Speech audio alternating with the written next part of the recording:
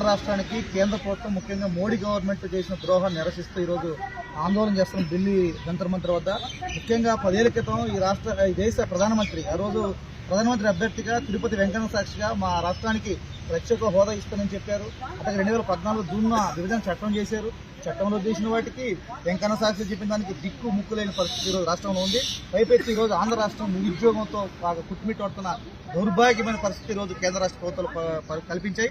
గతంలో ఉన్న జగనన్నైనా ఇప్పుడున్న చంద్రన్నైనా ఈ ఇద్దరు కలిసి ఈరోజు మోడీకి ఊడిగం చేస్తా నిరుద్యోగకు మొత్తం తీరం ద్రోహం చేస్తున్నారు. అందుకనే దీన్ని నిరసిస్తూ ఈరోజు ఢిల్లీ జంతర్ మంతర్ ముందు ఆందోళన చేస్తున్నాం. ముఖ్యంగా ఈరోజు అడుగుతున్నాం, విశాఖ ఉక్కుకు స్థానంలో కడపలో ఉక్కు పరిశ్రమ పెట్టమన్నారు. ఫెయిలు లేదు, మూడు శిలాఫలకాలు తప్ప ఇప్పటిదాకా కడపలో ఉక్కు పరిశ్రమ లేదు. అందుకనే ఈరోజు కడప ఈరోజు రాయలసీమ ప్రాంతానికి అత్యంత కీలకమైన ప్రాంతం, సెంటర్గా ఉంటుంది. రాయలసీమ నిత్యం కలుగుతూ ఉండే ప్రాంతం. ఈ నేపథ్యంలో కడపలో ఒక ప్రభుత్వ రంగం స్టీల్ ఆధ్వర్యంలో ఒక భారీ పరిశ్రమ పెట్టాలి, స్టీల్ ప్లాంట్ అనేటువంటిది మా రెండవ డిమాండ్. అట్లాగే సర్వం కోల్పోయిన నిర్వాసితులకు ఈరోజు నిరుద్యోగ యువతకు ఉపాధి కల్పించాలని చెప్పేసి, అట్లాగే నెల్లూరు ప్రకాశం జిల్లాల్లో ఈరోజు భూములు వేలలో తీసుకున్నారు. కానీ ఒక పరిశ్రమ పెట్టి దాన్ని తాకట్టు పెట్టి అప్పులు మాత్రం తీసుకుని ఈరోజు ఎగనాగం పెట్టిన పరిస్థితి వచ్చింది. అందుకనే ప్రభుత్వం ఇచ్చిన భూములన్నింటినీ వెనక తీసుకుని వాటి పరిశ్రమలు ప్రభుత్వమే పెట్టాలనేటువంటిది మా మూడో డిమాండ్.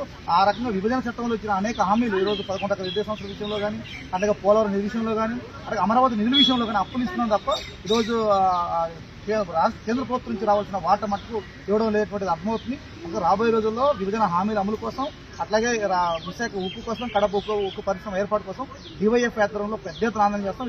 ఇది ఆరంభం మాత్రమే. రాబోయే రోజుల్లో పోరాటానికి కేంద్ర రాష్ట్ర ప్రభుత్వాలు బాధ్యత వహించాలి.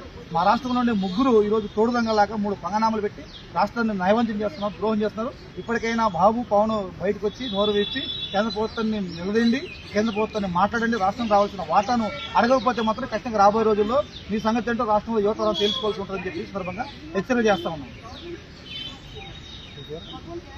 జి రామన్న, డివైఎఫ్ఐ రాష్ట్ర కార్యదర్శి.